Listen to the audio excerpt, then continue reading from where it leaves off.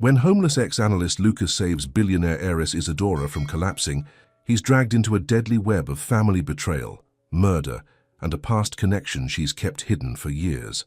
Before we get into the story, comment below where in the world you are watching from today. The rain pounded hard on the New York City streets as Lucas Morgan pulled his worn jacket tighter around his shoulders. At 28, he'd been homeless for over a year now, ever since losing his job and then his apartment. He kept his head down as business people rushed past him, their expensive shoes splashing through puddles without a second glance his way. "Gonna be a cold one tonight," Lucas muttered to himself, watching the dark clouds roll in. His stomach growled. He hadn't eaten since yesterday, when a kind lady at the deli had given him a sandwich that was about to be thrown away. The downpour intensified, and Lucas spotted the fancy awning of the Golden Spoon restaurant just ahead. He normally avoided places like this, the kind where a single meal cost more than he used to make in a day, but the rain left him little choice. He ducked under the doorway, trying to make himself invisible. Through the large windows, Lucas could see the wealthy patrons dining inside. Women in designer dresses, men in suits that probably cost thousands. The smell of delicious food wafted out every time the door opened, making his stomach clench painfully. A black limousine pulled up, and out stepped a young woman in a stunning blue dress. Even with his limited access to news, Lucas recognized her immediately. Isadora Carvalho, the Brazilian heiress whose family owned half the luxury hotels in the country. Her picture was on magazine covers at newsstands he passed regularly. She walked confidently toward the entrance, and Lucas pressed himself against the wall to stay out of her way. As she passed him, their eyes met briefly. Hers were a deep brown, and for just a second Lucas thought he saw something like recognition in them, but then she looked away like everyone did. Lucas remained in the doorway, watching the rain. He was startled by a commotion inside. People were shouting, chairs scraping against the floor. Without thinking, he turned to look. Inside, a crowd had gathered near the bar. In the center, on the floor, lay Isadora Carvalho. Her face was pale, her body limp. "Someone call 911, a waiter shouted. "She's not breathing right," another voice called out. Before Lucas could even process what he was doing, he pushed through the door and rushed to her side. The crowd parted, perhaps too shocked by his appearance to stop him. "I know CPR," Lucas said, kneeling beside her. He'd learned it years ago when he worked as a lifeguard during college summers. She might be choking. He checked her airway and found her tongue was blocking her breathing. With practiced movements, he tilted her head back and cleared her airway. Then he loosened the tight collar of her dress. "Come on," he whispered, relief washing over him when she started to breathe more normally. Isadora's eyes fluttered open. Those same deep brown eyes that had glanced at him earlier now focused directly on his face. Confusion, then awareness, then something like wonder passed across her features. "You," she whispered. "Don't try to talk," Lucas told her gently. "Help is coming." The restaurant manager pushed through the crowd. "What happened? Who are you?" he demanded, looking at Lucas with suspicion. "He saved her," a woman in the crowd said. "She wasn't breathing right, and he knew what to do." Sirens wailed in the distance, growing louder. Isadora's hand found Lucas's and squeezed weakly. "Thank you," she said, her voice barely audible. The paramedics arrived minutes later, efficiently taking over. As they prepared to move Isadora to the ambulance, she reached into her small purse and pulled out a crisp $100 bill. "Please," she said, pressing it into Lucas's palm. Her fingers were soft against his calloused hand. "Take this." Lucas started to refuse, but the look in her eyes stopped him. It wasn't pity, it was gratitude. For the first time in a long while, someone was actually seeing him as a person, not just a problem to avoid on the sidewalk. He nodded and stepped back as they wheeled her out. The restaurant manager approached him with a frown. "I think you should leave now," he said, not unkindly, but firmly. Lucas nodded again and walked out into the rain, which had finally slowed to a drizzle. The $100 bill felt heavy in his pocket. With it, he could get a room for the night, have a hot shower, eat a decent meal. It had been so long since he'd experienced any of those things. 2 hours later, Lucas sat on a park bench, carefully counting the change and few bills he'd saved over the past weeks. Added to Isadora's 100, he had enough for 2 nights in a cheap motel and several meals. The thought made him smile, a rare expression on his face these days. He was so focused on his counting that he didn't notice the police car until it screeched to a halt beside the bench. 2 officers stepped out, their expressions grim. "Lucas Morgan?" one asked. Lucas stood up slowly, his heart pounding. "Yes?" "We need you to come with us," the officer said, one hand resting on his holster. "Why? What's going on?" Lucas asked, trying to keep his voice steady. "Isadora Carvalho has accused you of stealing something from her during the incident at the restaurant earlier today," the second officer explained. Lucas felt like he'd been punched in the stomach. "What? That's crazy. I didn't take anything from her. She gave me money as a thank you for helping her." "So you admit you were there," the first officer said, pulling out handcuffs. "Of course I was there. I helped her when she collapsed. Ask anyone who was at the restaurant." "What did I supposedly steal?" Lucas demanded as they cuffed him. "Something valuable, something personal," the officer said. "That's all we can tell you." As they led him to the police car, Lucas's mind raced. Why would Isadora accuse him of theft after thanking him? Was this some kind of sick joke? Had she regretted giving him money and decided to get it back by having him arrested? At the police station, Lucas sat in a small interrogation room, still trying to make sense of what was happening. The detective across from him looked bored. "Mr. Morgan, just tell us where the item is, and this can all go away much faster," he said. "I don't have any item," Lucas insisted for what felt like the 100th time. "I didn't take anything from Ms. Carvalho. She collapsed. I helped her. She thanked me and gave me $100. That's it." The detective sighed. "You've been homeless for how long now?" "About a year," Lucas admitted. "And you expect us to believe that you had the chance to take something valuable from one of the richest women in America, but you didn't?" Lucas clenched his fists under the table. "Yes, because it's the truth. I'm not a thief." Hours passed. Lucas was fingerprinted, photographed, and eventually placed in a holding cell with several other men. The concrete bench was hard, the air stale. The $100 bill had been taken during processing, along with his few possessions. His anger and confusion grew by the minute. Had Isadora mistaken him for someone else, or was there something else going on? Meanwhile, across town in her luxury penthouse apartment, Isadora Carvalho paced back and forth, her designer heels clicking on the marble floor. Her personal physician had cleared her to go home, attributing her collapse to stress and low blood sugar. "You need to eat regularly, Miss Carvalho," he had reminded her before leaving, "and perhaps consider taking a break from your demanding schedule." But food and rest were the last things on Isadora's mind. She stopped pacing and looked at her phone again, checking the news alerts. Nothing yet. That was good. Her assistant, Monica, entered the room with a tablet in hand. "They've arrested him," she reported. Isadora closed her eyes briefly. "Good," she said, though her voice lacked conviction. "The police said they're holding him overnight. They'll question him again in the morning." Isadora nodded, walking to the floor-to-ceiling windows that overlooked the city. Somewhere down there was the man who had saved her life just hours ago, the man whose kind eyes had looked at her with such genuine concern, the man she had just sent to jail. "Is this really necessary?" Monica asked cautiously. "He did save your life." "It's the only way," Isadora replied firmly. "We have to protect the family name. You know what would happen if the truth got out." "But to accuse an innocent man, it's temporary," Isadora cut her off. "Just until we figure out how to handle this. The police won't actually charge him with anything." Monica looked unconvinced, but knew better than to argue. "Your father called again. He wants to know if you've handled the situation." Isadora's face hardened at the mention of her father. Ricardo Carvalho had built their hotel empire through ruthless business tactics and expected his daughter to show the same determination in protecting their interests. "Tell him it's under control," she said. After Monica left, Isadora sank onto her white leather sofa, the weight of her actions pressing down on her. The homeless man, Lucas she'd learned his name was, had touched something in her when their eyes met, something she thought she'd buried long ago. She picked up her phone and pulled up his mugshot that Monica had sent her. Even in that harsh lighting, with worry etched on his face, she could see he was handsome. Before today, she would have passed him on the street without a second glance.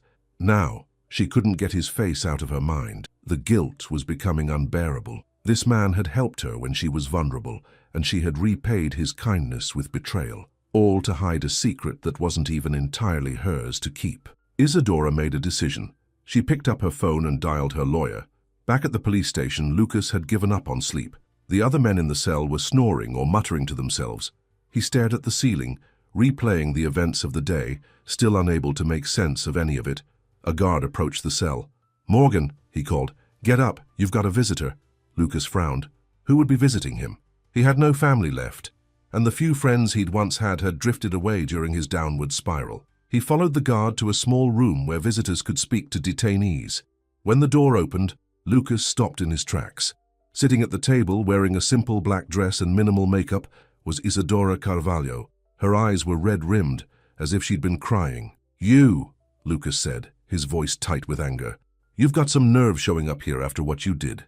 Isadora gestured for him to sit. "Please," she said quietly. "I know you have every right to hate me right now."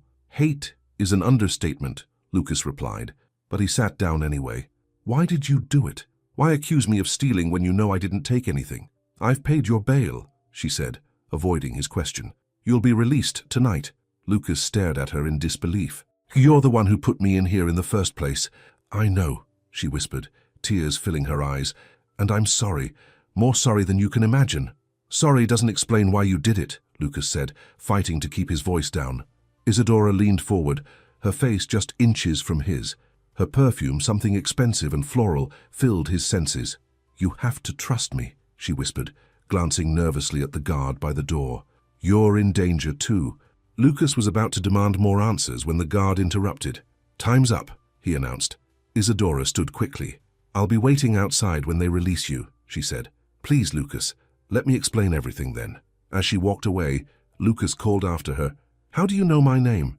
She turned back, a sad smile on her face. "I know more about you than you think." The guard led Lucas back to his cell, his mind spinning with new questions. What danger was Isadora talking about? How did she know his name?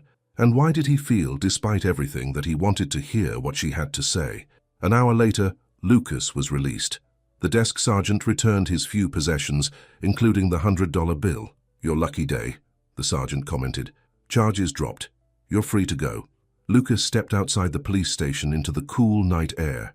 Standing beside a sleek black car was Isadora, her arms wrapped around herself against the chill. Their eyes met, and despite his anger, Lucas felt that same connection he'd experienced at the restaurant.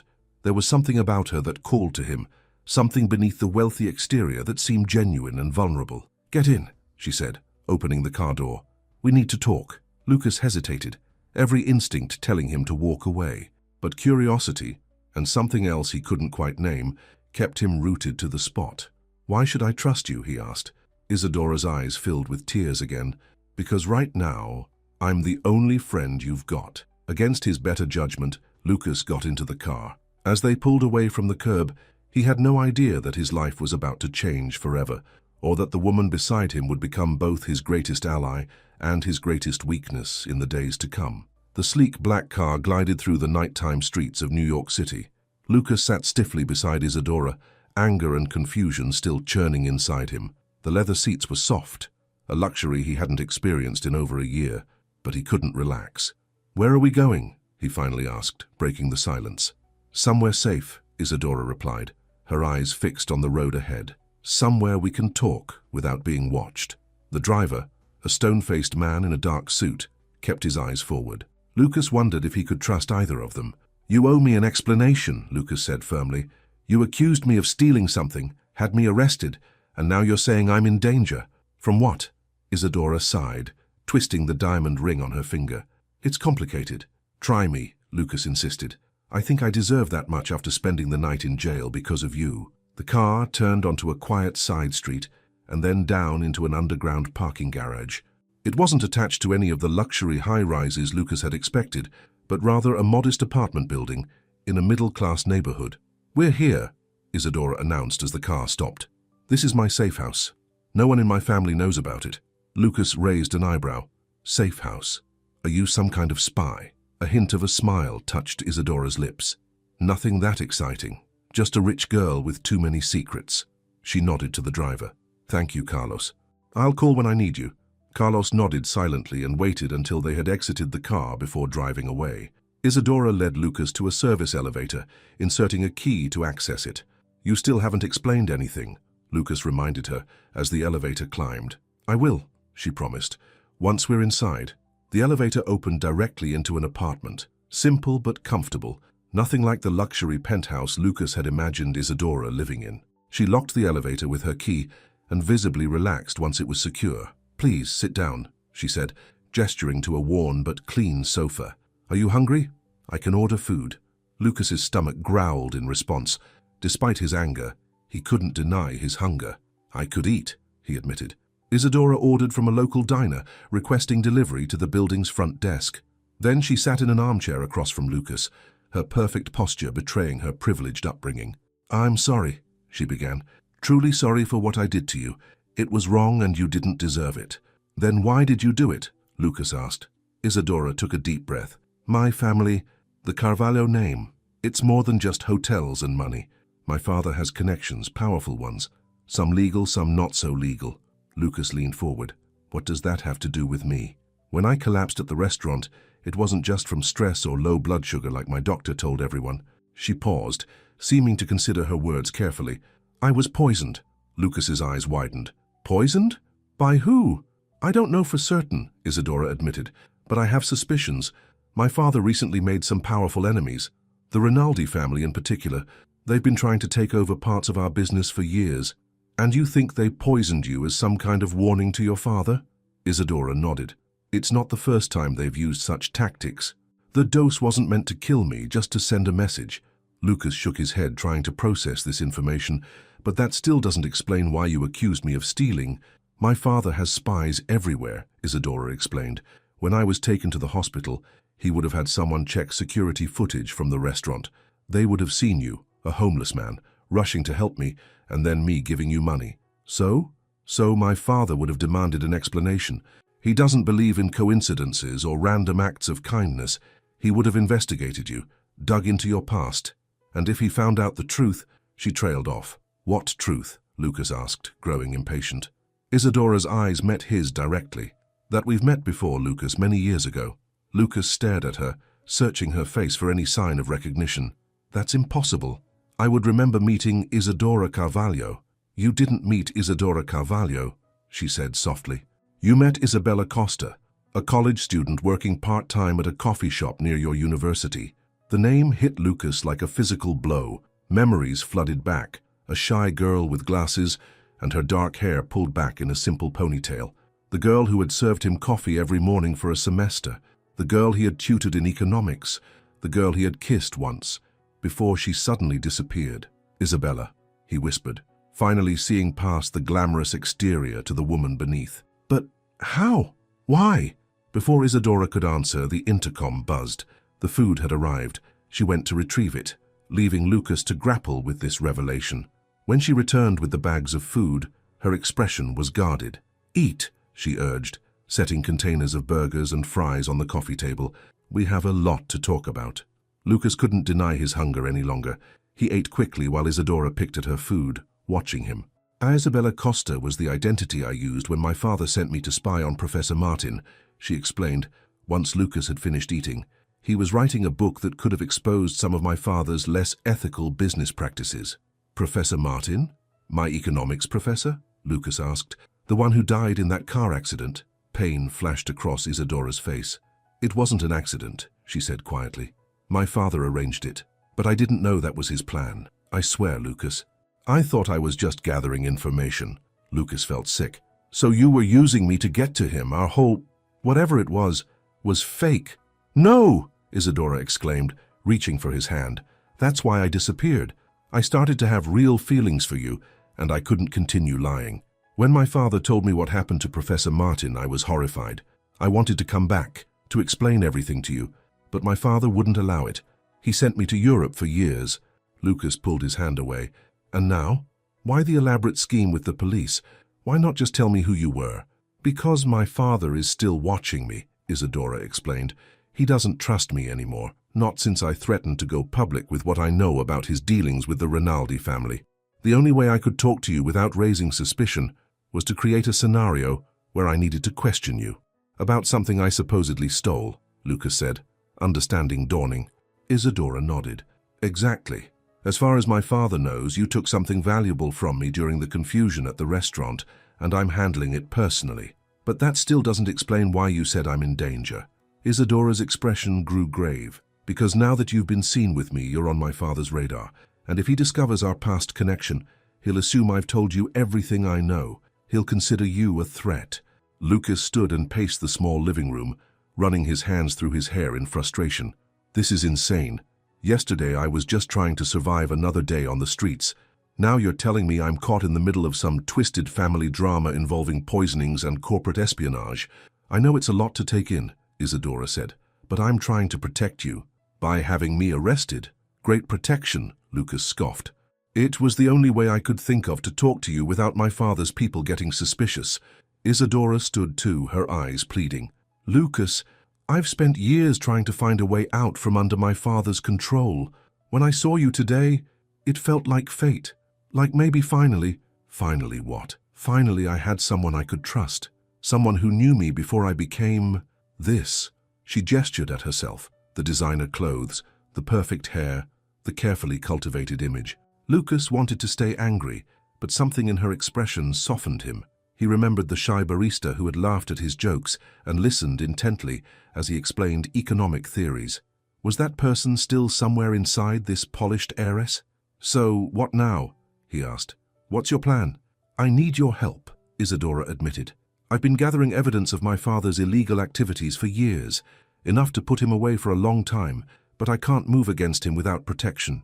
And you think I can protect you? I'm homeless, Isadora. I can barely protect myself. But you're smart, Lucas. You always were. And you know people that my father doesn't, people he wouldn't think to watch. Plus, you have nothing to lose. Lucas laughed bitterly. That's where you're wrong. Even when you have nothing, you can still lose your life. I have money, Isadora said quickly. Cash that my father doesn't know about. Enough for us to disappear if we need to. Us, Lucas repeated, raising an eyebrow. There is no us, Isadora. There was barely an us when you were Isabella, and that was 7 years ago. Hurt flashed in Isadora's eyes, but she nodded. I understand. I'm not asking you to forgive me or to feel anything for me. I'm just asking for your help, and in return I can help you get back on your feet. A fresh start. Lucas considered her offer. A fresh start sounded tempting after a year on the streets. But could he trust her? The girl he had known as Isabella had lied to him from the beginning. I need time to think, he said finally. We don't have much time, Isadora warned.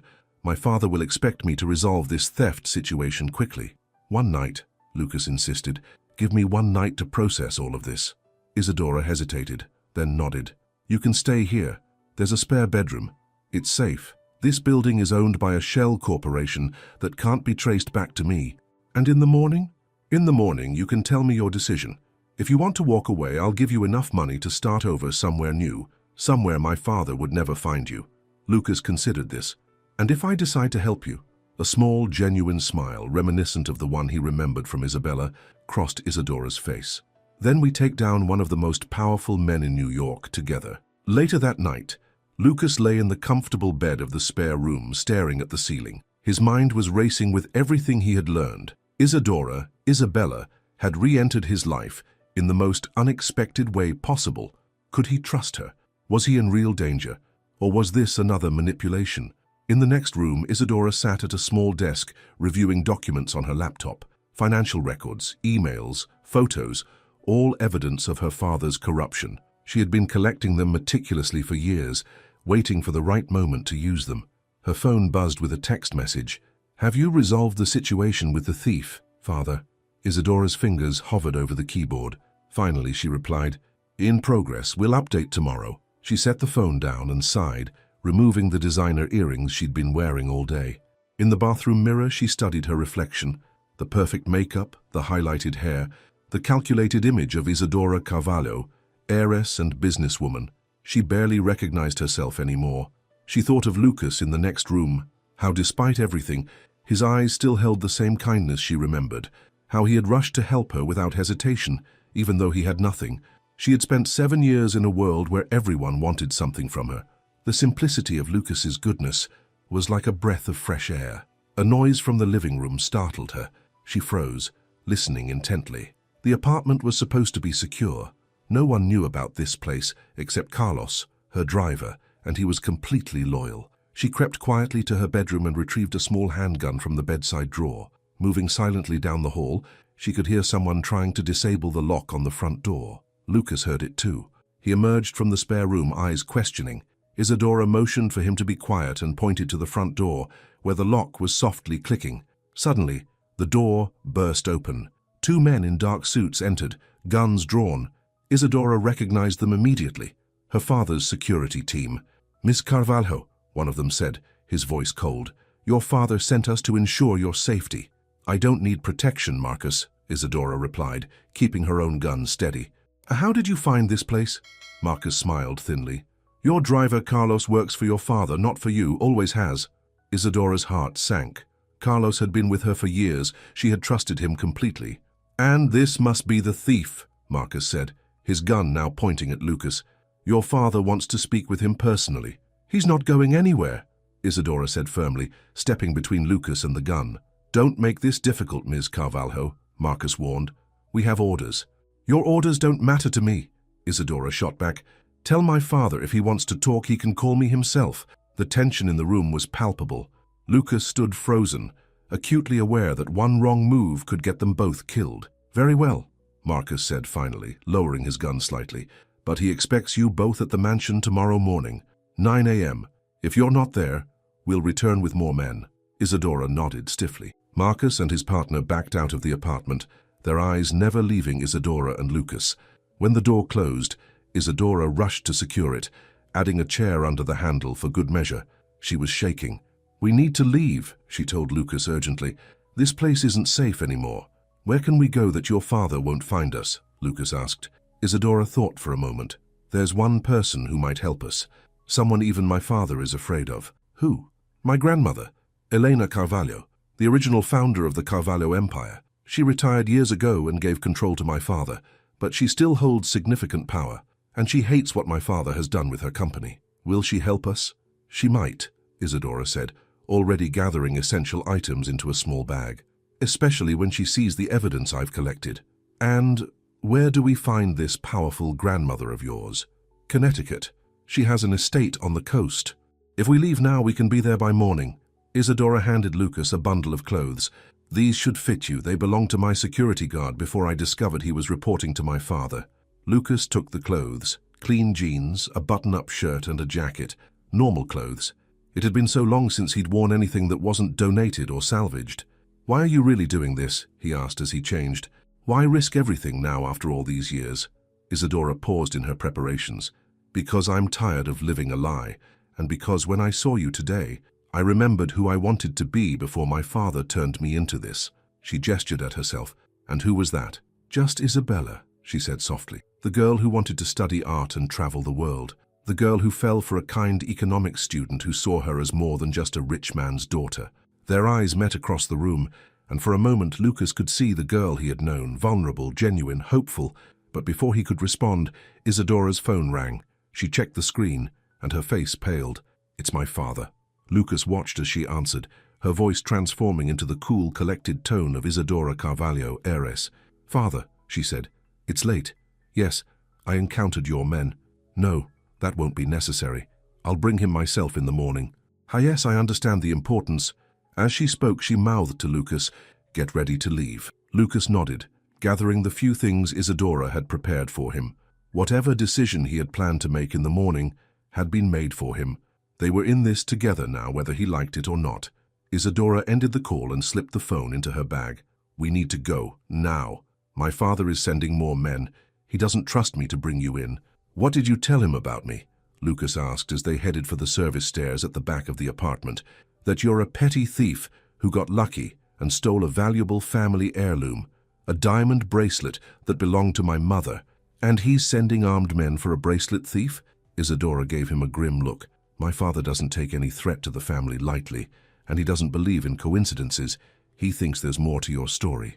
"Well," Lucas said as they descended the stairs, "for once your father is right about something." They reached the back alley where a different car, a modest sedan rather than the luxury vehicle from earlier, was parked. Isadora retrieved keys from her bag. "I keep this car for emergencies," she explained. "It's registered to one of my aliases." As they drove away from the apartment building, Lucas looked at Isadora's profile in the dim light. The polished heiress was gone, replaced by a determined woman with a plan. He wondered which version was the real one, Isabella, Isadora, or someone else entirely. "Your father," he said, after they had been driving in silence for some time. "What exactly has he done that you have evidence of?" Isadora's hands tightened on the steering wheel. "Money laundering, bribery, extortion, and worse." "Worse?" She nodded grimly. 3 people who stood in his way have died in accidents over the past decade. Professor Martin was just the first. Lucas felt a chill run down his spine. And you're his daughter. What makes you think he wouldn't do the same to you if he discovered what you're planning? Blood only means so much to Ricardo Carvalho, Isadora said bitterly. Business means more. That's why we need my grandmother.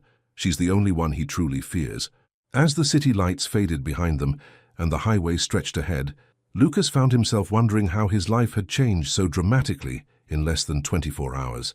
From homeless and invisible to riding in a car with a beautiful heiress, fleeing armed men and corporate conspiracies. Why me? He asked suddenly. You could have hired professionals to help you take down your father. Why involve me? Isadora was quiet for so long that Lucas thought she might not answer. Finally, she spoke. Because when I saw you today for the first time in years, I felt hope. She glanced at him briefly. And because I've never forgotten what you said to me the last time we were together.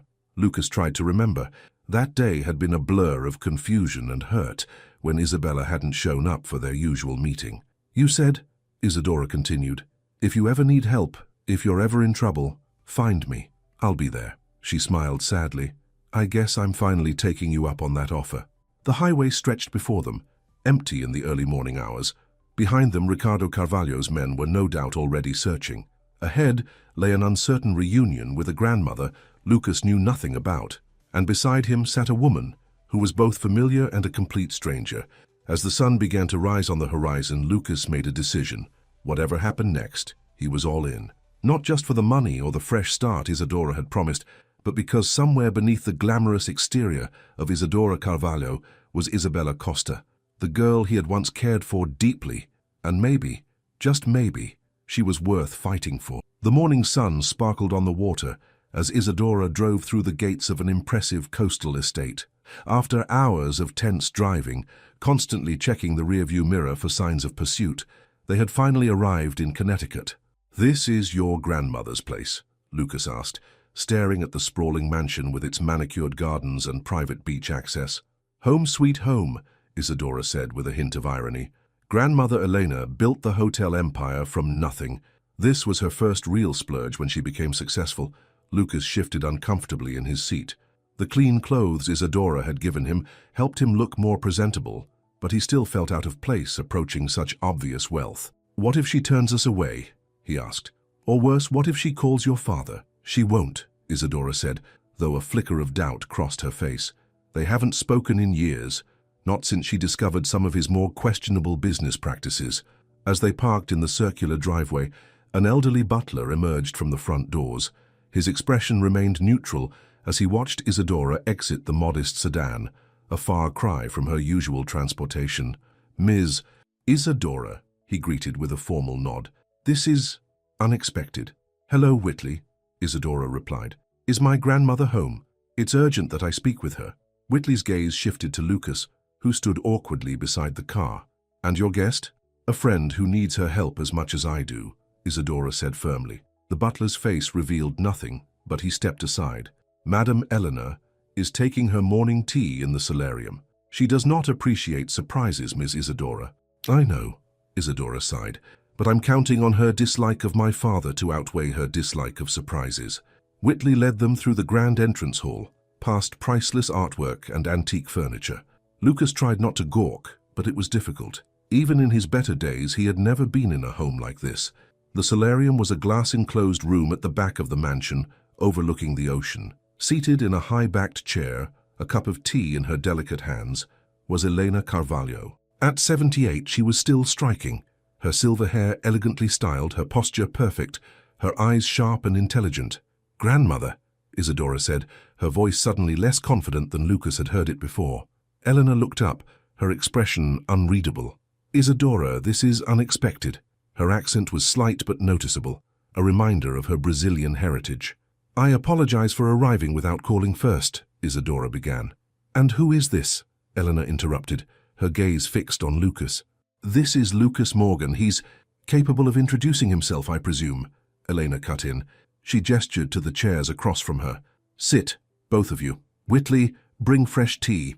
The butler nodded and disappeared. Lucas and Isadora sat down, Lucas feeling increasingly out of his depth. Now, Elena said, setting down her cup, I assume this is not a social visit. The last time you came to see me voluntarily was over 5 years ago. Isadora took a deep breath. Grandmother, I need your help. Father has gone too far, and I have evidence that could put him away for good. But he knows I'm gathering it, and now he's after me. And Lucas. Elena's eyebrow raised slightly. And what role does Mr. Morgan play in this drama? Before Isadora could answer, Lucas spoke up. I knew her years ago when she was living under a different name. We reconnected recently by chance. By chance? Elena's tone made it clear she didn't believe in coincidences either. In my experience, there is rarely such a thing as chance when it concerns the Carvalho family. It's true, Isadora insisted. Lucas helped me when I collapsed at a restaurant yesterday. He didn't even recognize me at first. Collapsed? Elena's composure cracked slightly. Are you ill? I was poisoned, Isadora said bluntly. A warning, I believe, from the Rinaldis. Elena's face hardened. Ricardo's feud with that family has gone on too long. I told him years ago to settle it, but he insisted on pushing them out of the Miami market. Whitley returned with a fresh tea service. As he poured, an uncomfortable silence filled the room. Once he had left, Elena leaned forward. Show me this evidence you claim to have. Isadora reached into her bag and pulled out a flash drive. Everything is here. Financial records, emails, photos, recorded conversations. Enough to prove money laundering through the hotels, bribes to city officials, and his connections to 3 deaths that were ruled accidents. Eleanor took the flash drive, turning it over in her hands. Including Professor Martin's. Lucas's head snapped up. You knew about that? I suspected, Elena said grimly. Ricardo became ruthless after my husband died. I tried to guide him, to remind him that business success means nothing if you lose your soul in the process. But he would not listen. She looked directly at Lucas. You were Professor Martin's student? Yes, Lucas confirmed, and I believed the car accident story like everyone else. Eleanor's piercing gaze seemed to be evaluating him. And now you're here, with my granddaughter, running from my son. Why? What do you hope to gain from this, Mr. Morgan? Lucas felt a flash of anger. I was living on the streets until yesterday. I have nothing to gain and nothing to lose. I'm here because... He hesitated, glancing at Isadora. Because he promised me once that he would help me if I ever needed it, Isadora finished softly, and I need it now. Elena studied them both for a long moment. Isadora, you were always the sensitive one, too much like your mother. Her voice softened at the mention of Isadora's mother. Ricardo never understood that about you. Will you help us? Isadora asked. Perhaps, Elena said cautiously. But first, I need to know your plan. What do you hope to accomplish with this evidence? Justice, Isadora said firmly, for Professor Martin, for the others who died, for everyone my father has hurt with his business practices. Justice, Eleanor repeated, as if testing the word. And are you prepared for what that means? If Ricardo goes to prison, the Carvalho name will be ruined. The company could collapse. Thousands of employees would lose their jobs. Not if you take control again, Isadora argued. The company was ethical under your leadership. It could be again. Eleanor shook her head. I am too old to return to that life, Isadora. Then I'll do it, Isadora said with determination. I've been learning the business for years. I know I could run it the right way, your way. Elena seemed to consider this. And you, Mr. Morgan, what is your role in this vision of the future? Lucas shifted uncomfortably. I haven't thought that far ahead. Right now, I'm just trying to stay alive and help Isadora do the same. A small smile touched Elena's lips. Honest, at least. She stood suddenly. You both look exhausted. Whitley will show you to rooms where you can rest. We'll continue this discussion after you've had some sleep. Isadora looked like she wanted to protest, but exhaustion won out. Thank you, grandmother. Don't thank me yet, Elena warned. I haven't decided whether to help you or send you away. Ricardo may have lost his way, but he is still my son. As Whitley led them upstairs, Lucas whispered to Isadora. That went better than I expected. Don't be fooled, Isadora replied quietly. Grandmother is playing her cards close to her chest. She always does. They were shown to adjacent rooms in the east wing of the mansion. Lucas's room was larger than any apartment he had ever lived in, with a 4-poster bed and a private bathroom with marble fixtures. There are fresh clothes in the wardrobe, Whitley informed him. Madame Elena keeps guest rooms prepared for various sizes of visitors. I believe you will find something suitable. When the butler left, Lucas sat on the edge of the bed, overwhelmed by the events of the past 24 hours. from sleeping in a park to staying in a mansion, from being arrested to fleeing armed men, from being alone to being thrown back together with a woman he had once cared for deeply. He lay back on the bed, intending just to rest his eyes for a moment. Within seconds, he was asleep. In the next room, Isadora was too wired to sleep despite her exhaustion. She paced the familiar guest room, remembering summers spent here as a child, before her mother died, before her father changed. She wondered if her grandmother would truly help them, or if family loyalty would win out. Her phone had been turned off to prevent tracking, but she knew her father would be furious by now. The 9 a.m. deadline had passed hours ago. His men would be searching everywhere. A soft knock at the door startled her. She opened it to find her grandmother standing there. "May I come in?" Eleanor asked. Isadora nodded, stepping aside. Eleanor entered and closed the door behind her. "Tell me the truth, Isadora, all of it. Who is this man to you, really?" Isadora sank onto the bed. 7 years ago, Father sent me to spy on Professor Martin. I used a fake identity, Isabella Costa. Lucas was Martin's teaching assistant. We became close. You fell in love with him, Elena stated matter-of-factly. I cared for him, Isadora admitted. But when Father had Martin killed, I couldn't face Lucas anymore. I knew the truth would destroy him, so I disappeared. And now, what are your feelings for him now? Isadora looked away. I don't know. It's complicated. Life usually is, Eleanor said dryly. But that's not what I'm asking. Is he part of this plan because you need him, or because you want him back in your life? Both, Isadora confessed after a pause. When I saw him yesterday, he was homeless, grandmother, living on the streets. But he still rushed to help me without hesitation, without recognition. That's who he is. Elena nodded slowly. And does he know everything? About your father? About why you approached Professor Martin in the first place? Not everything, Isadora admitted. Not about Mother. He should know, Elena said firmly. If you're involving him in this, he deserves the whole truth. I'm afraid it will make him hate me, Isadora whispered. Elena's expression softened. The truth has that risk. But lies guarantee resentment eventually. She stood to leave. Rest now, we have much to discuss later. After Elena left, Isadora lay down, her mind racing. Her grandmother was right. Lucas deserved the whole truth. But some truths were harder to tell than others. Hours later, Lucas awoke to the sound of knocking. He sat up, disoriented for a moment before remembering where he was. Come in, he called. Whitley entered with a garment bag. Madam Elena requests your presence for dinner in 1 hour. I've brought appropriate attire. Lucas almost laughed. Appropriate attire? I haven't worried about that in a long time. Indeed, sir, Whitley replied without expression. The bathroom has been stocked with toiletries. If you require assistance, please use the house phone. After the butler left, Lucas investigated the garment bag. Inside was a well-tailored suit that looked like it would fit him perfectly. Had Elena Carvalho's preparation for various sizes of visitors included his exact measurements? The thought was slightly unsettling. The hot shower was the best thing Lucas had experienced in months. He stood under the spray for a long time, washing away the grime of the streets, the stress of jail, the tension of their escape. When he finally emerged, he almost didn't recognize the man in the mirror, clean-shaven, his hair neatly trimmed. Had he done that himself, he couldn't remember. Wearing a suit that probably cost more than he used to make in a month as a financial analyst. Before his downward spiral, Lucas had been on track for a successful career. Professor Martin's recommendation had secured him a position at a prestigious firm. But after the professor's death, Lucas had struggled with depression. A few poor decisions, a drinking problem, and the economic downturn had combined to destroy everything he had worked for. And now here he was, dressing for dinner with one of the wealthiest women in America, involved in a plot against a dangerous business tycoon, all because of a chance encounter with a woman he had once known as Isabella.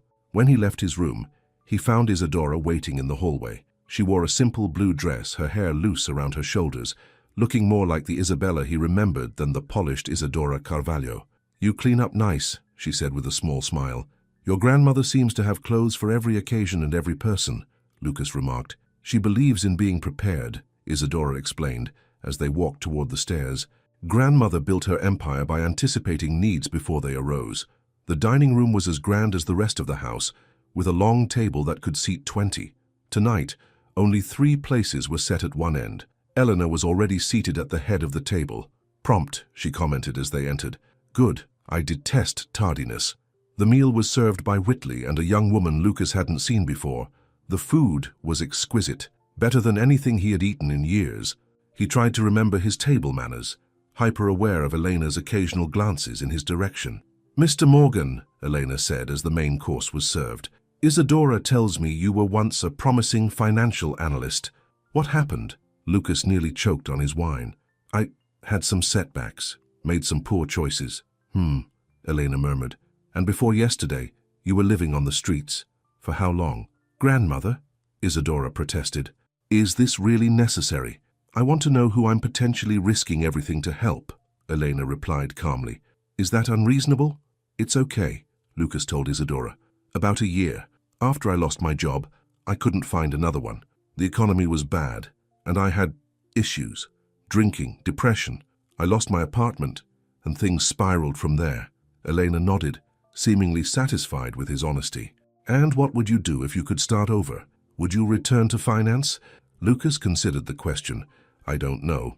That part of my life seems very far away now. Yet here you are, dressed in Armani, dining on lobster, involved in a plot against one of the most powerful men in the country," Elena observed. "Life takes strange turns, doesn't it?" Before Lucas could respond, Whitley entered the room urgently. "Madam, there's a situation," he said, his usual composure slightly fractured. "Mr. Ricardo's men have been spotted at the front gates." Elena's expression didn't change. "How many?" "4 that we can see. 2 vehicles." Isadora paled. "How did they find us so quickly?" "Your phone, perhaps?" Elena suggested. "Even turned off. Some can be tracked." "I removed the battery," Isadora insisted. "Then perhaps Mr. Morgan's?" Lucas shook his head. "I don't have one. Haven't for months." Elena stood calmly. "No matter. They're here now. Whitley, activate the security protocols.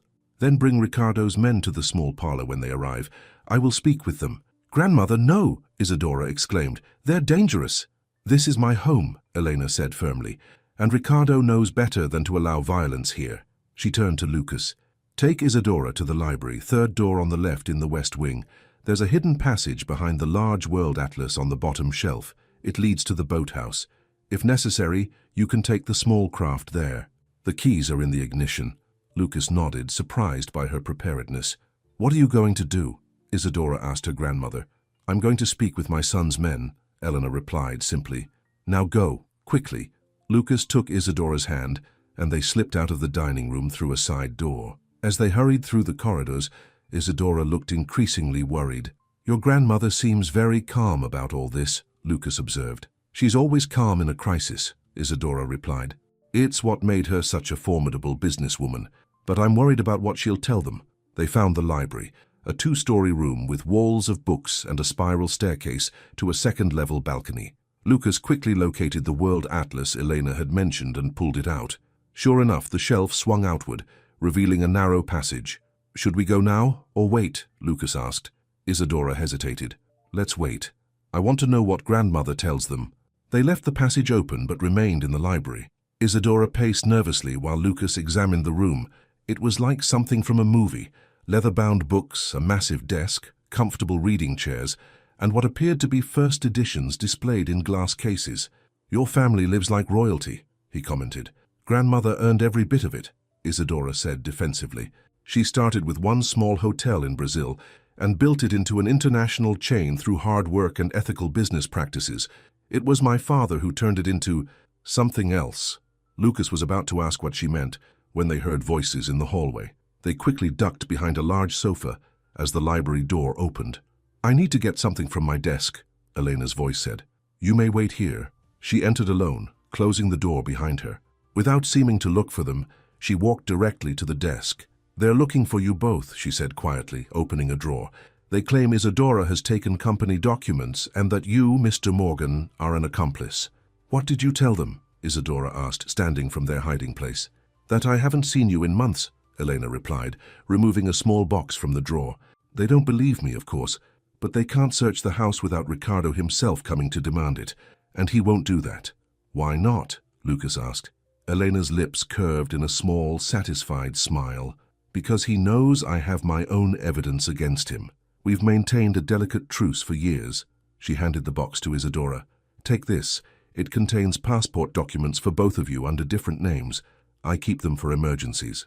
"You knew we might need to run?" Isadora asked, confused. "Not specifically you," Elena clarified, "but in our family's position it's wise to have escape routes." She looked at her watch. "Ricardo's men will leave soon. They can't stay without my permission, but they'll be watching the house. You should go now while I have them distracted." "Come with us," Isadora pleaded.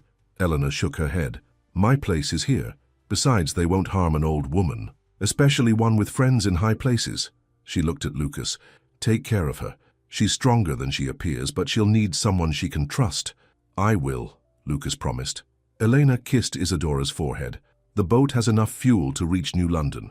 From there, take the train to Boston. Use the credit cards in the box. They're untraceable.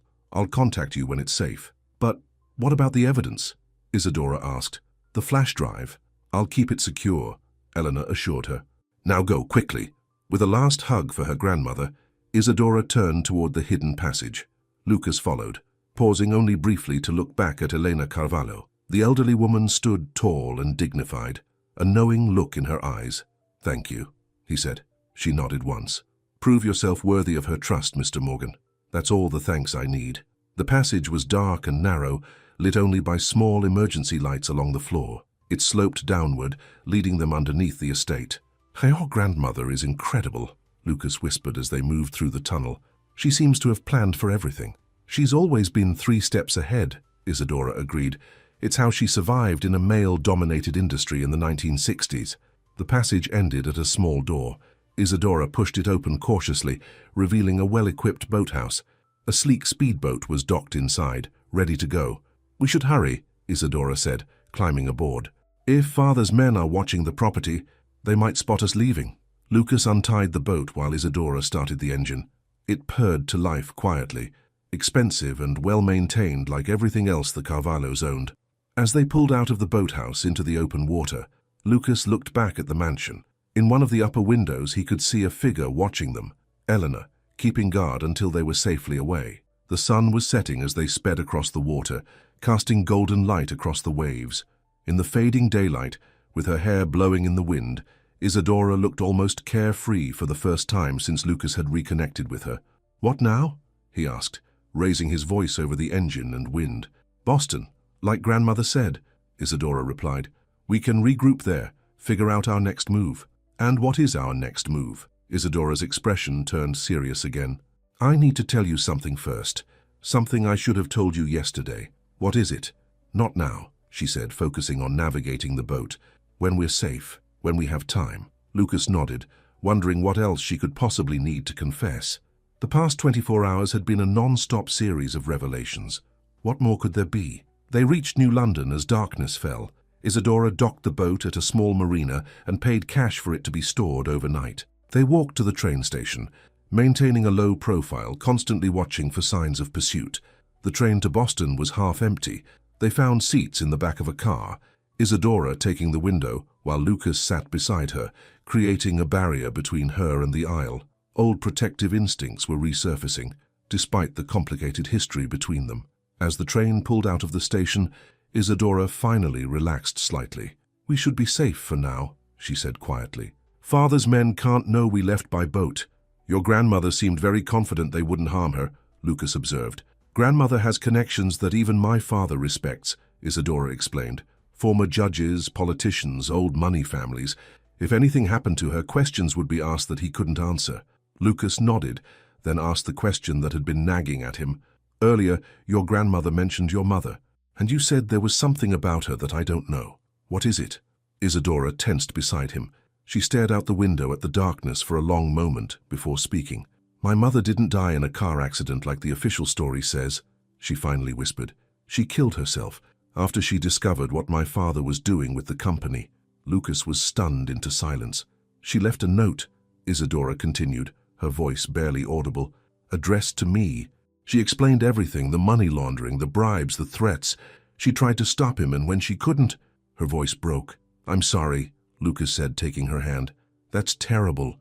The worst part," Isadora continued after collecting herself, "is that my father covered it up. He made it look like an accident. He was more concerned about the company's image than the truth about his wife." And that's why you're so determined to expose him? For your mother? Isadora nodded. Partly, and partly because I'm afraid I'll end up like her if I don't break free from him. She turned to Lucas, her eyes glistening with unshed tears. When Professor Martin died, I saw the pattern repeating. Anyone who threatened my father's empire was eliminated. I couldn't be part of that anymore. So you started gathering evidence against him? Yes, for years. Carefully. He suspects, but he never thought I would actually use it against him. She squeezed Lucas's hand. Until now. The train rumbled through the night, carrying them toward Boston and an uncertain future. Lucas found himself wondering how he had become entangled in this family drama and whether they would both make it out alive. In the quiet of the train car, with Isadora's hand in his, he made a silent promise to himself. Whatever happened next, he would protect her. Not just because she had offered him a way off the streets, but because beneath the polished exterior of Isadora Carvalho, he could still see glimpses of Isabella Costa, the woman he had once been falling in love with. Back at the Carvalho estate, Elena sat in her study. The flash drive Isadora had given her connected to her computer. As she reviewed the evidence her granddaughter had collected, her face grew increasingly grave. A soft knock at the door interrupted her. "Enter," she called. Whitley appeared. "Madam, Mr. Ricardo's men have left the property, but they're maintaining surveillance at the gates." "As expected," Eleanor nodded. "And our other guest?" "Arrived through the service entrance as instructed, waiting in the blue room." "Thank you, Whitley, I'll be there shortly." When the butler had gone, Elena disconnected the flash drive and placed it in a small wall safe hidden behind a painting. Then she walked purposefully through the mansion to the blue room, a small sitting room seldom used by the family. As she opened the door, the man inside stood respectfully. "Mrs. Carvalho," he greeted her. "Detective James," she replied. "Thank you for coming so discreetly. Your message suggested it was urgent," the detective said. Elena gestured for him to sit. "What I'm about to show you must be handled with the utmost care. My son is a powerful man, with many connections." "I understand," Detective James assured her. "But if what you told me on the phone is true, no amount of connections will save him." Eleanor took a deep breath. "Before I give you this evidence, I need your word that my granddaughter will be protected." She collected this information at great personal risk. "You have my word," the detective promised. "We can arrange witness protection if necessary." Elena nodded, satisfied. "Then let's proceed." It's time the Carvalho name stood for integrity again. As Elena began outlining the case against her own son, the train carrying Lucas and Isadora continued toward Boston. Neither of them was aware that the game had just changed dramatically, or that Ricardo Carvalho had just received a phone call that would send him into a murderous rage. In his New York penthouse, Ricardo slammed down the phone. "Find them," he shouted at his security chief. "I don't care what it takes. Find them before they can use that evidence." "What about your mother?" the security chief asked cautiously. "If she's helping them, my mother has made her choice," Ricardo said coldly. "Now she'll face the consequences. No one betrays me, not even Elena Carvalho." Outside the window, lightning flashed across the New York skyline, illuminating Ricardo's face, twisted with rage and betrayal. The storm that had been brewing for years was about to break, and no one involved would escape unscathed. The Boston train station was crowded with early morning commuters when Lucas and Isadora arrived. They blended into the rush of people, two more tired travelers among many. Using the cash from Elena's emergency box, they took a taxi to a modest hotel in a quiet neighborhood away from downtown. "We should be safe here for a day or two," Isadora said as they entered the small but clean room. "The IDs and credit cards grandmother gave us aren't connected to the Carvalho name." Lucas sat heavily on one of the twin beds, the events of the past days catching up with him. "What's our next move?" Isadora placed the box of documents on the small desk and began sorting through them. "We need to contact someone we can trust with the evidence. Even with grandmother holding the flash drive, I have copies of key documents." She pulled out a small memory card hidden in the lining of her purse. "I never keep everything in one place." "Smart," Lucas commented. "But who can we trust? Your father seems to have connections everywhere." "Not everywhere," Isadora said thoughtfully. "There's a federal prosecutor I met at a charity function last year, Catherine Hayes. She's built her reputation on taking down corrupt businessmen. She wouldn't be intimidated by my father. Can you contact her without being traced?" Isadora held up a prepaid phone from the emergency box. "Grandmother thinks of everything." While Isadora made the call, Lucas took a hot shower, still marveling at how quickly life could change. 3 days ago he had been homeless, invisible to the world. Now he was involved in what could be one of the biggest corporate scandals in years, alongside a woman he had once cared for deeply and was beginning to care for again. When he emerged from the bathroom, Isadora was sitting on her bed, looking troubled. "What's wrong?" he asked. "Couldn't you reach the prosecutor?" "I reached her," Isadora confirmed. "She's willing to meet us tomorrow, but—" She handed him her phone. "Check the news." Lucas took the phone and read the headline that made his blood run cold. "Carvalho estate fire. Foul play suspected." "Your grandmother," he whispered. "Is she—" "They don't know yet," Isadora said, her voice tight with worry. "The article says firefighters are still searching the property. A fire broke out in the middle of the night." Lucas sat beside her and put his arm around her shoulders.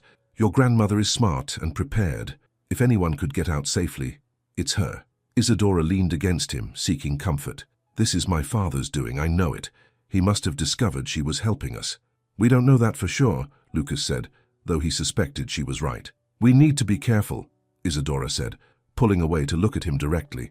"If he would do this to his own mother, he won't hesitate to come after us with everything he has." "We'll be ready," Lucas assured her. "When are we meeting the prosecutor?" "Tomorrow morning at the Federal Building downtown." Isadora stood and began pacing. "But what if it's not soon enough? What if he finds us before then?" Lucas caught her hand as she passed. "Hey, we've made it this far. One more day. We can do this." Isadora looked down at their joined hands. "Why are you still here, Lucas? After everything I've put you through, the lies, the arrest, now this danger, you could walk away. Where would I go?" he asked with a small smile. "Back to the streets." "You know what I mean," Isadora said seriously. "Grandmother gave us enough money and documentation for you to go anywhere. Start over." Lucas stood to face her. "I'm here because I want to be. Because despite everything, I still see Isabella in you. The woman I was falling for 7 years ago." "Isabella wasn't real," Isadora whispered. "Wasn't she?" Lucas challenged. "Or was she the most real part of you? The part that your father tried to bury under Isadora Carvalho, the perfect heiress?" Tears filled Isadora's eyes. "I don't know who I am anymore. I've been playing a role for so long." "Then find out," Lucas said gently. "When this is over, when your father faces justice, you'll have that chance." Their moment was interrupted by the ringing of the prepaid phone. Isadora answered it cautiously. "Yes," she said. Then her face transformed with relief. "Grandmother, you're alive!" Lucas watched as Isadora listened intently, occasionally nodding or asking brief questions. When she hung up, she was smiling through tears. "She's safe," Isadora reported. "She suspected my father might try something, so she had already left the estate when the fire started. She's with Detective James, the investigator she contacted about our evidence." "That's great news," Lucas said, genuinely relieved.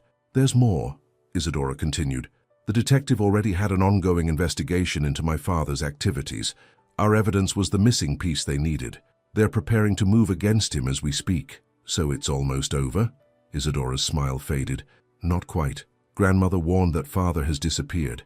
His security team is still looking for us, and they won't stop just because the police are involved. So we still need to be careful until he's in custody," Lucas concluded. "Exactly.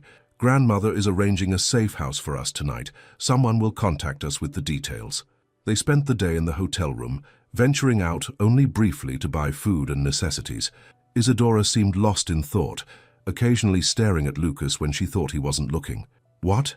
he finally asked after catching her gaze for the 3rd time. "I'm trying to reconcile the Lucas I knew with the man you are now," she admitted. "You've been through so much." "We both have," he pointed out. "Yes, but I always had my family's money as a safety net, even when I was rebelling against my father." "You lost everything," Lucas shrugged. "It changes your perspective, makes you realize what really matters." "And what matters to you, Lucas?" Isadora asked softly. Before he could answer, the prepaid phone rang again. Isadora answered, listened briefly, then hung up. "Our ride is here," she said. "Time to move." The car waiting outside was an unmarked police vehicle. The plainclothes officer driving checked their IDs before allowing them in. "I'm taking you to a safe house," he explained as they pulled away from the hotel. "Detective James arranged it. You'll stay there until we have Ricardo Carvalho in custody." "Any leads on his whereabouts?" Isadora asked. "Not yet," the officer admitted. "But we've frozen his accounts and issued an alert at all airports and borders. He won't get far." The safe house was a small apartment in a nondescript building in a suburban area outside Boston. 2 officers were stationed outside, with another inside to monitor security cameras. "Make yourselves comfortable," the indoor officer told them. "There's food in the kitchen, might be a long night." As evening fell, Lucas and Isadora sat in the small living room, watching the news for any updates. The Carvalho estate fire was the lead story, with speculation running wild about its connection to rumors of an investigation into Ricardo Carvalho's business practices. "It's really happening," Isadora said, a mix of emotions in her voice. "After all these years of keeping his secrets, of being afraid, it's finally coming out." "How do you feel about it?" Lucas asked. "Relieved, sad, angry," she sighed. "He's still my father, despite everything. Part of me wishes he had just been the man my mother thought she married." Lucas nodded in understanding. "Family is complicated." "What about your family?" Isadora asked. "You never talked much about them before." "Not much to tell," Lucas said. "Mom died when I was in high school. Dad remarried and moved to Arizona. We don't really keep in touch." "I'm sorry," Isadora said sincerely. "Don't be. It taught me to make my own family. Friends who really care." He gave her a pointed look. "People worth fighting for." The moment was interrupted by a sudden power outage. The apartment went completely dark. "Stay here," the officer said, drawing his weapon. "I'll check the breaker." Lucas and Isadora sat tensely in the darkness. "This doesn't feel right," Lucas whispered. "The backup generator should have kicked in for the security system," Isadora agreed. They heard a muffled sound from the hallway, then silence. "We need to get out of here," Lucas decided, taking Isadora's hand. They moved quietly toward the back of the apartment, looking for another exit. Before they could reach the kitchen and its back door, the front door burst open. Flashlight beams cut through the darkness, followed by the silhouettes of 2 men. "Check every room," a familiar voice ordered. "They're here somewhere." Isadora froze. "That's Marcus," she whispered. "My father's head of security." Lucas pulled her into a hallway closet, closing the door just as the flashlight swept through the living room. Through a crack in the door, they could see the men methodically searching the apartment. "What about the cops outside?" one man asked. "Taken care of," Marcus replied coldly. "Mr. Carvalho wants his daughter and her friend found tonight. The police are closing in and he needs leverage." Isadora's hand tightened around Lucas's. They were trapped, with no way out except past the armed men. "Any sign of them?" a new voice called from the front door. Lucas felt Isadora stiffen beside him. Even without seeing the newcomer's face, he knew from her reaction who it was. "Not yet, Mr. Carvalho," Marcus reported. "But they haven't left the apartment. We have all exits covered." Ricardo Carvalho stepped into view, illuminated by the flashlights. He was a tall man with silver hair and a face that might have been handsome if not for the cold cruelty in his eyes. He looked nothing like his mother or daughter, but carried himself with the same confidence. "Isadora," he called out, "I know you're here. Come out now and I'll make this easy. Continue hiding and I can't promise your friend's safety." Lucas felt Isadora trembling beside him. He squeezed her hand reassuringly, then leaned close to whisper in her ear. "Do you trust me?" he asked. She nodded without hesitation. "Then follow my lead," he whispered. "When I move, run for the back door. Don't stop, no matter what happens." Before she could protest, Lucas pushed the closet door open and stepped out, hands raised. "She's not here," he announced loudly. "I came alone." All flashlights and weapons immediately turned toward him. Ricardo Carvalho studied him with cold interest. "Mr. Morgan," he said, "we meet at last." "Where is my daughter?" "Safe," Lucas replied. "Away from you." Ricardo's mouth twitched in irritation. "Search the rest of the apartment," he ordered his men. "He's lying." Lucas kept their attention focused on him. "The police know everything, Carvalho. Your money laundering, the bribes, Professor Martin's murder, it's over." "Nothing is over until I say it is," Ricardo snapped. "I've faced investigations before. They always end the same way, with the investigators in my pocket or discredited." "Not this time," Lucas said confidently. "Your mother made sure of that." Rage flashed across Ricardo's face. "My mother should have remembered where her loyalties lie." "With the company she built?" Lucas challenged. "The one you corrupted?" Ricardo stepped closer, his expression dangerous. "You know nothing about my family or my business. You're just a homeless nobody who my daughter is using for her misguided rebellion." The insult didn't bother Lucas. He was too busy watching the men searching the apartment, waiting for his moment. When both men disappeared into the bedrooms, he made his move. In one fluid motion, Lucas grabbed a heavy lamp from a nearby table and swung it at Ricardo. The older man dodged, but the distraction was enough. Lucas yelled, "Now!" and charged at Marcus, tackling him to the ground. Isadora burst from the closet and ran for the kitchen. The second security man emerged from a bedroom and spotted her, but Lucas managed to trip him as he wrestled with Marcus. "Run!" Lucas shouted as Marcus landed a solid punch to his jaw. Through the chaos, he saw Isadora hesitate at the kitchen door, clearly torn about leaving him behind. "Go," he insisted, taking another hit as he struggled to keep the two larger men occupied. Ricardo recovered from his surprise and moved toward the kitchen. "Hi, Isadora, stop this nonsense." Lucas heard the back door slam. Good, she was out. Now he just needed to keep them busy long enough for her to get away. The fight was brief and one-sided. Outmatched and outnumbered, Lucas soon found himself pinned to the floor, tasting blood. Ricardo stood over him, straightening his expensive suit. "Where will she go?" he demanded. "Somewhere you'll never find her," Lucas replied defiantly. Ricardo's face hardened. "We'll see about that." He nodded to his men. "Bring him. He might still be useful." They dragged Lucas to his feet and toward the door. As they reached it, flashlight beams suddenly shone in from outside, accompanied by shouts. "Police! Freeze! Drop your weapons!" The apartment was suddenly flooded with officers, weapons drawn. Marcus and the other security man raised their hands slowly. Ricardo stood rigid, his face a mask of cold fury. "Ricardo Carvalho," a female detective announced, "you're under arrest for conspiracy, obstruction of justice, attempted kidnapping and assault. You have the right to remain silent." As the officers handcuffed Ricardo and his men, Lucas sagged against the wall in relief. In the doorway, standing beside the detective, was Isadora. She rushed to Lucas as soon as the officers moved Ricardo away. "You're hurt," she said, gently touching his bruised face. "I'll live," he assured her. "How did you get the police here so fast?" "I didn't run," Isadora explained. "I hid in the storage closet off the kitchen and called the emergency number grandmother gave us. They already had officers nearby, watching the safe house." The female detective approached them. "Ms. Carvalho, Mr. Morgan, I'm Detective Hayes, Catherine Hayes." "The prosecutor," Isadora realized. "Among other things," Hayes confirmed with a small smile. "Your grandmother is a very persuasive woman. When she called me personally, I decided to oversee this operation myself." "Is she safe?" Isadora asked anxiously. "Very safe," Hayes assured her. "She's at our field office now, going over the final details of our case against your father." Lucas watched as Ricardo was led to a police car outside. The powerful businessman's face was a mask of cold fury as he stared at his daughter through the window. "It's really over," Isadora whispered, half to herself. "Almost," Detective Hayes corrected. "We'll need both of you to testify. Your father has very good lawyers." "We'll be there," Lucas promised, his arm around Isadora's shoulders. "Good. For tonight, we're taking you to a secure location, the real safe house this time." As they rode in the police car, Isadora rested her head on Lucas's shoulder. "Thank you," she said softly, "for believing in me, for helping me." "I told you once I'd be there if you ever needed help," Lucas reminded her. "I meant it. Even after I disappeared, after I lied about who I was." Lucas took her hand. "Isabella or Isadora, they're both part of who you are, and I care about all of you." Isadora looked up at him, her eyes shining with unshed tears.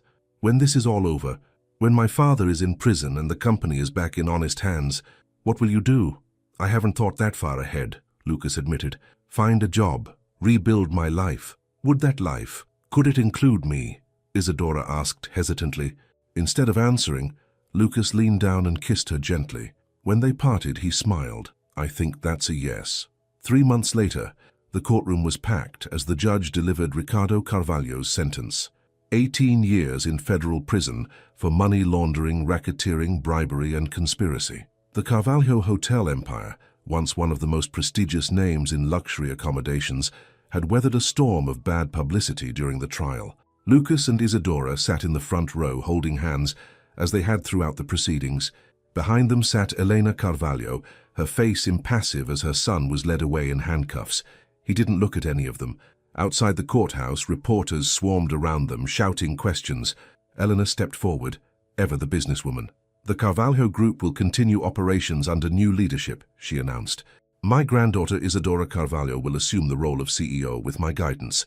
We are committed to restoring the ethical foundation on which this company was built." Isadora stood beside her grandmother, the perfect picture of a composed executive in her tailored suit. Only Lucas could see the slight trembling of her hand which he squeezed reassuringly. Later, at Elena's Connecticut estate, rebuilt after the fire, the three of them sat in the solarium, much as they had when Lucas and Isadora first arrived seeking help. "The board unanimously approved your appointment," Elena told her granddaughter. "With the evidence of your efforts to expose your father's crimes, your reputation remained untarnished." "I couldn't have done it without either of you," Isadora said, looking from her grandmother to Lucas. "Nonsense," Elena dismissed with a wave of her hand. "You showed remarkable courage. Your mother would be proud." Isadora smiled at the mention of her mother, a wound that was slowly healing now that justice had been served. "And what about you, Mr. Morgan?" Elena asked, turning her piercing gaze to Lucas. "Have you considered my offer?" Lucas nodded.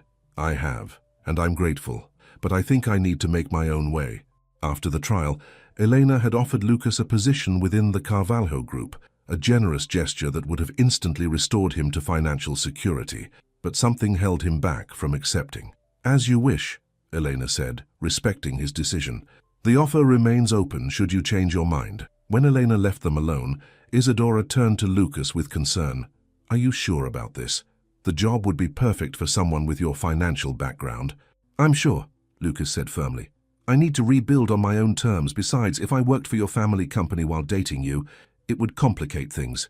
"Dating?" Isadora raised an eyebrow. "Is that what we're doing?" Lucas smiled. Among other things, over the past 3 months, as they prepared for the trial and supported each other through the stress and public scrutiny, their relationship had deepened. What began as a reconnection of old feelings had grown into something new and stronger. "So what will you do?" Isadora asked. "Professor Martin's widow contacted me," Lucas explained. "She's starting a foundation in his name to help students facing financial hardship. She asked me to help run it." "That's perfect," Isadora said warmly. "He would have loved that." "I think so too." Lucas took her hand. "It means I'll be based in New York, close to the Carvalho headquarters." "Convenient," Isadora noted with a smile. "Very," Lucas agreed. "The foundation is also establishing a scholarship for homeless individuals seeking education or job training. I have some perspective that might be valuable there." Isadora leaned against him. "You're going to help a lot of people." "I hope so." He put his arm around her. "What about you? Ready to become CEO of a global hotel chain?" "Terrified," Isadora admitted, "but also excited. Grandmother will be there to guide me, and together we can restore the company to what it was meant to be." "Isabella Costa, hotel magnate," Lucas mused. "Who would have thought?" Isadora laughed. "I've been thinking about that actually, about reclaiming parts of myself that I lost." She looked up at him. "I'm legally changing my middle name to Isabella to remember who I was when I was most authentic. Isadora Isabella Carvalho." Lucas tried it out. "It has a nice ring to it, almost as nice as Isabella Morgan someday," Isadora said softly, watching his reaction carefully. Lucas's heart skipped a beat. "Is that a proposal, Miss Carvalho?" "More like a long-term possibility," she clarified with a smile. "We have time now. Time to do things right." Outside the windows of the solarium, the ocean stretched to the horizon, vast and full of possibilities. Just 2 days earlier, they had scattered the ashes of Professor Martin there, with his widow's permission, a final act of respect and closure for the man whose death had set so much in motion. "Time," Lucas repeated, kissing Isadora's forehead. "That's something I thought I'd run out of back when I was on the streets. Now it feels like we have all the time in the world." "Who would have thought," Isadora mused, "that everything would change in just 2 hours?" "2 hours? From when you helped me at the restaurant to when the police arrested you," she explained. 2 hours, that changed everything." Lucas smiled. "Best 2 hours of my life, as it turned out." In the doorway, unseen by either of them, Elena Carvalho watched her granddaughter and the man who had helped her find her courage.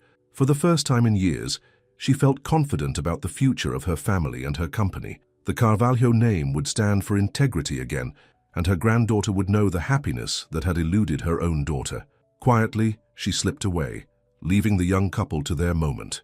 There would be challenges ahead, the company's reputation to rebuild, Ricardo's loyal employees to replace, the press to manage. But for now, they deserved this peace, this new beginning. Outside, the sun was setting over the water, painting the sky in brilliant oranges and pinks. Inside, 2 people who had found each other against all odds looked toward the future, together. The end.